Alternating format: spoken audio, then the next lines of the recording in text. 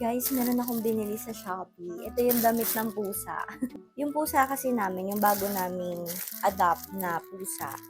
Ang cute-cute niya kasi, so binibihisa namin siya. Medyo ano kasi siya, chunky. So, kasyang-kasya sa kanya yung mga damit. And natuwa din yung tatay niya, nakukuyutan siya pag binibihisan. So, bumili tayo ng I have 3.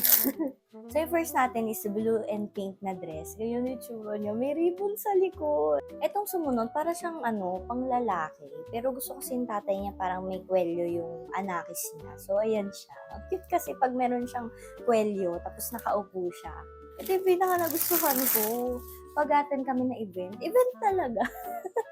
Ayan o, ang cute. Tapos may ganito siya sa baba. Super dress talaga. Tapos ganito yung itsura niya sa harapan. So, hindi naman may ipit yung kamay niya. Makakagalaw pa rin siya ng maayos. So, ayun. So, pati-nutin. Ang cute. So, ito na siya.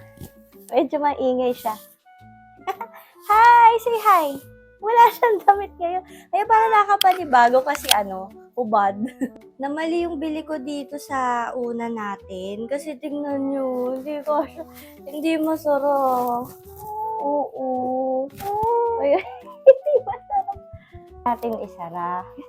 Parang pumuputok na, ba't ganun? Wawa ng mga baby ko. Oo. Guys, ang cute. Kaso na umalis kasi yun. Ano siya, nanay naman eh. Ang gulo mo naman eh. Ang chunky niya talaga. Ito na yung sunod. Nasuot niya. No! Hindi mo. Ang ganda naman ni Connie. Connie, ang cute naman yan. May dumi. Wow, upo na siya doon. Wow. Oh, wow. You're so pretty! I'm pretty! Wing, wing, wing, wing, wing, wing, wing, wing, wing, wing, wing, wing. Tatay, tinan mo si Connie. Ang cute niya lit niya doon. Connie, ang butterfly dyan. Ang cute.